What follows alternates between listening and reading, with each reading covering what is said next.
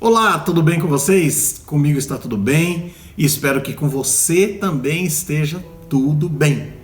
Nós estamos aqui estudando a palavra de Deus. Para você que não me conhece, meu nome é Paulo Custódio, sou diretor do projeto Viver e Vencer e estamos aqui para estudar a palavra de Deus. O projeto Viver e Vencer ele tem como objetivo transformar vidas. E é justamente o que nós queremos que aconteça na sua vida. Estudando o que diz as verdades da palavra de Deus, você será transformado a cada dia, a cada momento que você para aí um tempinho nos seus afazeres para ouvir alguma coisa e para estudar a palavra de Deus. Isso vai transformando essa atitude de ler, de orar, de entender as escrituras sagradas.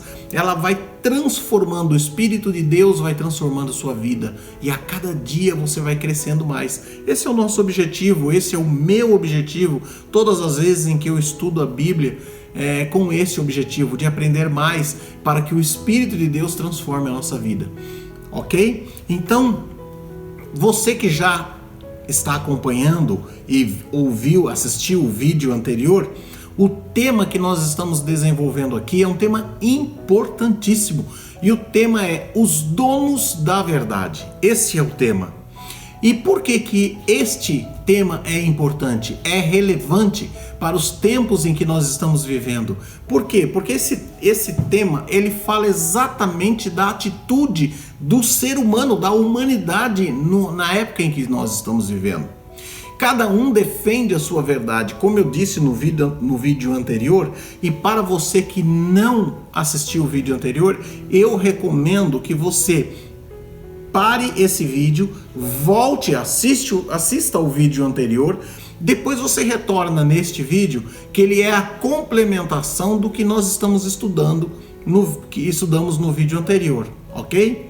Então, seria interessante isso, mas se você quiser continuar aí também, pode continuar. Tá? Mas não deixe de voltar e assistir o início lá, porque para você entender o que nós vamos falar aqui hoje, você precisa entender o que nós falamos no primeiro vídeo, tá? Os donos da verdade, parte 1.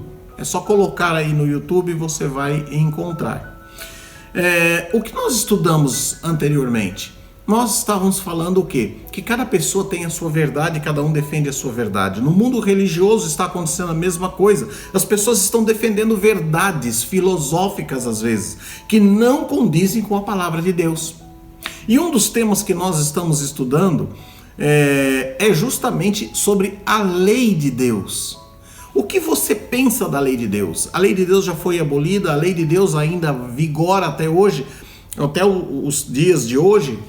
É importante ter a lei de Deus? É importante obedecer a lei de Deus? Sim ou não? Muitas pessoas dizem o seguinte: olha, a lei de Deus foi abolida. Quando Jesus Cristo morreu na cruz do Calvário, nós não precisamos mais, a partir deste momento da morte de Cristo, não precisamos mais guardar, obedecer a lei. Será que isso é verdade? Eu disse no vídeo anterior que existem 3 verdades. Existe a minha verdade, aquilo que eu falo e aquilo que eu penso, aquilo que eu acho. Existe a sua verdade, que é aquilo que você pensa, aquilo que você age, que você acha que deve ser. E existe a verdade. E quando você quer saber a verdade a respeito das coisas espirituais, você tem que buscar na palavra de Deus, porque é Deus quem diz a verdade, o que deve ser e como deve ser. Nós estudamos no estudo passado também que os mandamentos do Senhor são eternos. A lei do Senhor é eterna, lembra? Se você não assistiu, assiste lá. Você vai ter a passagem no outro vídeo. A lei do Senhor é eterna. E nós puxamos mandamento por mandamento para ver se esses mandamentos, os 10 mandamentos contidos lá no livro de Êxodo, no capítulo 20, nós puxamos cada um dos 9 mandamentos e analisamos todos eles para saber se Jesus aboliu na cruz esses mandamentos ou se eles são mandamentos eternos, ok? E nós deixamos propositalmente um dos mandamentos, que é o quarto mandamento da lei de Deus. Você sabe qual é o quarto mandamento da lei de Deus? Não sabe? Então vamos procurar aqui. E é justamente isso que nós vamos estudar hoje. Esse quarto mandamento. Nós vimos que todos os demais mandamentos estão contidos lá e eles são eternos. Porque, vamos pegar aqui qualquer um deles. Aqui, ó, o terceiro mandamento. Não tomarás o nome do Senhor teu Deus em vão, porque o Senhor não terá por inocente o que tomar o seu nome em vão. Êxodo 20, verso 7. Esse aqui é o terceiro mandamento. Aí eu te pergunto, quando Jesus Cristo morreu na cruz, esse mandamento acabou? A partir da morte de Cristo, eu posso tomar o nome de Deus em vão? Eu posso usar o nome de Deus de qualquer maneira? Sim ou não? Responda para você mesmo. Não posso. Você vai dizer, não podemos fazer isso. Por que não podemos fazer isso? Porque existe uma lei que é eterna, que diz que nós não devemos fazer isso. Aí eu pergunto para você, lá na nova terra, quando você estiver no céu, vai ser permitido a você tomar o nome de Deus em vão? Sim ou não? É lógico que não. Se isso não vai acontecer na nova terra, isso significa que esta lei que Deus falou e falou aqui na palavra de Deus é eterna. Então, como Jesus Cristo aboliu essa lei? Que conversa é essa? De onde essas pessoas tiraram essa história de que a lei não vigora mais? Bom, esse é um dos exemplos que nós vimos. Se você passar por todos os mandamentos, você vai ver, você vai verificar e vai chegar à conclusão de que todos esses mandamentos são eternos. Agora, o quarto mandamento. Eu quis deixar esse mandamento específico para entendermos melhor. Por que Deus colocou esse mandamento entre os 10 mandamentos? Ele acrescentou esse mandamento. Por quê? Qual a finalidade? Vamos lá? Vamos ler qual é o quarto mandamento. Ele está aqui no versículo 4. No versículo 8. Êxodo capítulo 20, verso 8. Vamos ler. Lembra-te do dia de sábado para o santificar. 6 dias trabalharás e farás toda a tua obra. Mas no 7º dia não fará nenhuma obra, nem tu, nem o teu filho, nem a tua filha, nem o teu servo, nem a tua serva, nem o teu animal, nem o forasteiro das tuas portas para dentro. Porque em 6 dias fez o Senhor o céu, a terra, o mar e tudo que neles há. E ao 7º dia descansou. Por isso o Senhor abençoou o dia de sábado e o santificou. Aí eu pergunto para você, por que Deus colocou um dia entre os 10 mandamentos? Qual a finalidade desse dia? É justamente isso que queremos estudar. Esse mandamento de guardar o sábado é um mandamento eterno? Ou será que foi esse o mandamento que Jesus aboliu lá na cruz do Calvário? Que todos dizem por aí. Vamos verificar? Para que você possa entender o porquê esse mandamento existe e o porquê ele foi colocado ali, você tem que entender quando é que esse sábado apareceu na história deste mundo. E para saber a respeito disso e da importância desse dia, nós temos que procurar no livro de Gênesis. E eu quero que você acompanhe comigo. Gênesis capítulo 2, o verso de 1 a 3. Vamos ler juntos? Gênesis capítulo 2, verso de 1 a 3. Eu vou ler aqui. E assim, pois, foram acabados os céus e a terra e todo o seu exército. E havendo Deus terminado no dia 7º a sua obra que fizera, descansou nesse dia de toda a sua obra que tinha feito. Veja que interessante, até o versículo 2. Quando é que o sábado surge na história deste mundo? Ele aparece na criação. Quando Deus termina a obra da criação, Deus cria mais um dia, ele terminou no sexto dia, tudo que ele tinha feito. E a criação que ele realiza no sétimo dia é o dia de sábado. Ele cria mais um dia para que o homem pudesse o quê? Descansar. E aqui no verso 3 diz o seguinte: e abençoou Deus o sétimo dia e o santificou, porque nele descansou de toda a obra que como Criador fizera. Então, todos os dias, as pessoas dizem o seguinte: mas todos os dias são abençoados, todos os dias são iguais.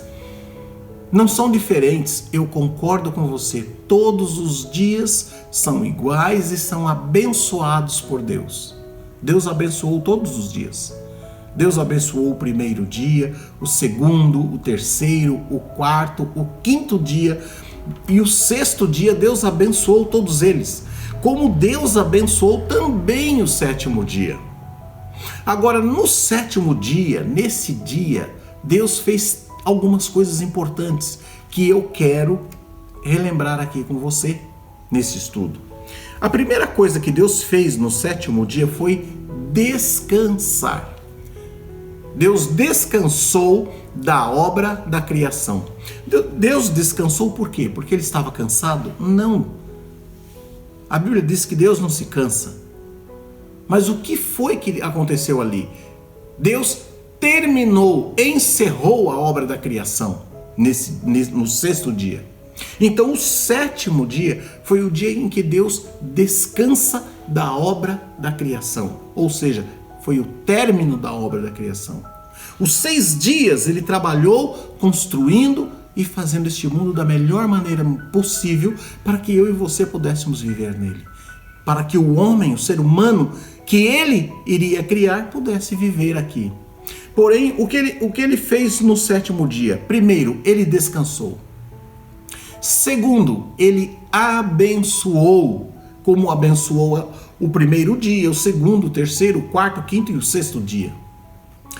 E aí o que acontece? No sétimo dia ele faz mais uma coisa. E o que ele fez nesse dia foi bem diferente do que ele fez nos outros dias. Ele santificou o dia de sábado. Então, Deus fez 3 coisas importantes nesse dia. Abençoou, ele descansou, abençoou e santificou o dia de sábado. O que é santificar algo? É tornar aquilo santo. O dicionário, eu fiz uma pesquisa lá no dicionário para saber o que é santificar alguma coisa. E no dicionário online português diz o seguinte: tornar santo, afastar-se do que é impuro. Ou seja, quando você afasta algo do que é impuro, você separa aquilo para um determinado fim. Então o objetivo de Deus no sétimo dia, quando ele santifica esse dia, ele separa esse dia para um determinado fim. É um dia separado para uso sagrado para Deus. Ele separou para ele, dos 6 dias que ele criou para você, ele separa um dia com uma finalidade. E aí o que ele faz? Ele inclui o sábado justamente entre os 10 mandamentos.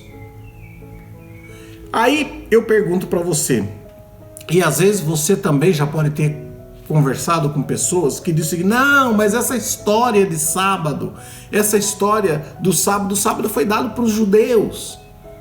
O povo judeu é que recebeu esta lei para obedecer o sábado.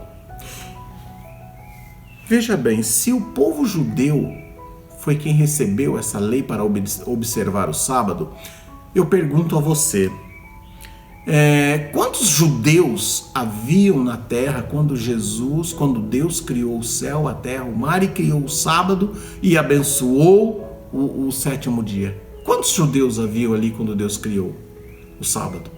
Não havia nenhum judeu. E a Bíblia diz que Deus criou esse dia. E ali quem estava naquele dia era Adão e Eva. E Deus entrega esse dia para eles. Após 6 dias, e no sexto dia, quando Deus cria o ser humano, E Deus então entrega o sábado. Ele entregou o sábado para o homem, ele entregou o sábado para os nossos primeiros pais. Ele não entregou o sábado para os judeus. Os judeus receberam esta lei lá no Monte Sinai. Muito tempo depois, o sábado foi dado lá no Monte Sinai, juntamente com a lei dos 10 mandamentos. Mas essa lei, ela já existia antes de ser dada lá no Sinai. Antes do povo de Israel sair do Egito, eles já obedeciam esta lei. E é isso que nós vamos estudar no próximo estudo. Nós vamos ver a lei de Deus anterior ao Sinai. Porque muitos dizem, não, mas isso aí foi do judeu, essa lei é dos judeus, o sábado é do judeu. Né? Jogam tudo para os judeus, mas na realidade a palavra de Deus não diz isso. Não fala não conta essa história de que o sábado foi dado lá para o povo judeu. O sábado, juntamente com os 10 mandamentos, né? O sábado faz parte dos 10 mandamentos. Eles foram colocados e entregue para o ser humano naquela época, lá no Monte Sinai, para o povo judeu, porque ali estava iniciando uma nação. O povo judeu, o povo de Israel havia sido escravizado por 430 anos lá no Egito. Eles não conheciam outra lei a não ser a lei do chicote, a lei da escravidão no Egito. E quando Deus liberta esse povo de Israel lá do Egito, Deus então entrega para eles esta lei escrita em tábuas de pedra, para que o homem pudesse dali para frente então se lembrar, para que aquela nação, para que o povo judeu tivesse como norma a sua lei estabelecida, para que eles pudessem se estabelecer como nação. Vejam bem, quando surge uma nação aqui nesse mundo, uma nação secular, não o povo de Israel, agora eu estou me referindo a uma nação. Existem as leis que são dadas para esta nação, para este país. O Brasil tem as suas leis. Cada país tem as suas leis e tem as suas normas para existir. Cada estado tem a sua lei e tem a sua norma. Cada bairro tem a sua lei e tem a sua norma. Se você fizer aí um condomínio, né? Se você morar, aliás, num condomínio, esse condomínio ele tem o quê? Ele tem leis e ele tem regras para existir. Senão ele não pode existir. A mesma coisa acontece com o seu lar, a sua casa. Na sua casa, quando um casal se une, se casam, vão morar debaixo do mesmo teto, existem ali o quê? Normas e regras que devem ser seguidas. Ali agora vai dar origem a um lar, uma nova casa. E com esta casa, com este lar ali, vão nascer os filhos. E todos precisam de leis, todos precisam de normas, para que eles possam obedecer, para que possa haver o que? Uma união, para que possa haver respeito, né? Agora eu fico imaginando essa história de dizer que Jesus Cristo veio aqui abolir a lei, que Jesus Cristo veio morrer na cruz para abolir a lei, quando é necessário uma lei para que o povo continue vivendo. Eu fico imaginando Jesus no céu dizendo para Deus, o Pai, dizendo assim: Pai, eu vou lá para a terra agora e com uma missão. E Deus pergunta para Jesus: que missão é essa, filho? E ele diz: olha, eu vou até a terra com um objetivo. Eu vou lá para abolir a lei. Onde já se viu, nós criamos uma lei que é pesada demais, porque os pregadores de hoje dizem que a lei era um fardo que ninguém podia carregar, então Jesus veio tirar. Então Jesus veio tirar dos nossos ombros o fardo pesado da lei. Então eu fico imaginando Jesus dizendo no céu: Pai, olha, eu vou até a terra para morrer, e quando eu morrer lá na cruz, eu vou então abolir essa lei.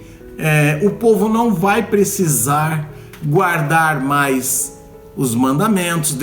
Olha, essa história de não terás outros deuses diante de mim, isso aí é absurdo, o povo não consegue, é pesado demais, eles precisam ficar livres para adorar qualquer Deus. Essa história de não tomar o nosso nome em vão, está errado. Eu preciso chegar e abolir essa lei para que o povo possa ter liberdade de tomar o nosso nome em vão. Essa história que nós colocamos na lei de Deus, de não terás outros deuses diante de nós, não, Pai, não deve ser assim. Eles podem ter outros deuses diante deles.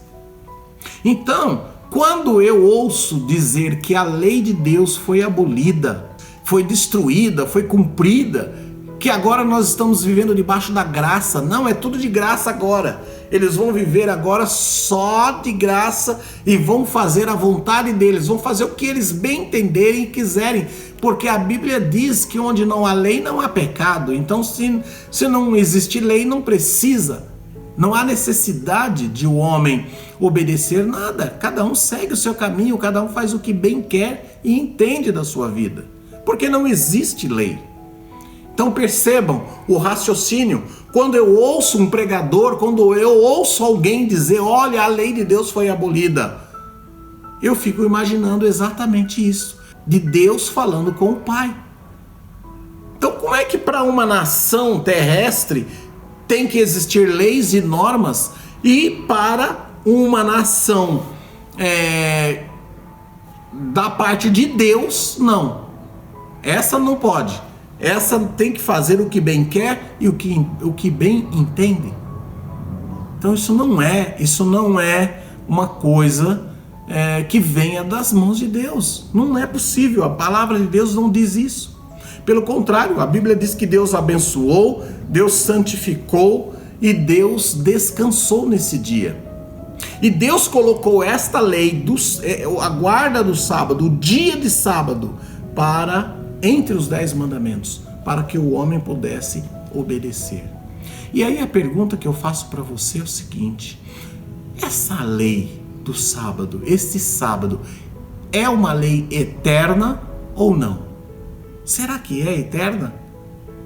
Ou será que não é eterna? Será que vigorou durante um período e agora não vigora mais? Isso é o que nós estudaremos no próximo sábado. No próximo sábado vocês terão aí um estudo, receberão o terceiro vídeo, onde nós estaremos explicando sobre a progressão do sábado. Será que continua ou será que não continua? Nós vamos analisar na Bíblia este dia, como nós fizemos com todos os 9 mandamentos, nós faremos também com o 4º mandamento da lei de Deus, que é o sábado.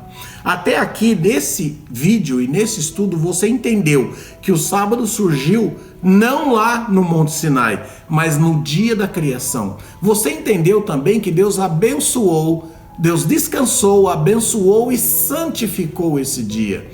Deus separou para que fosse usado com um objetivo sagrado, algo separado para Deus.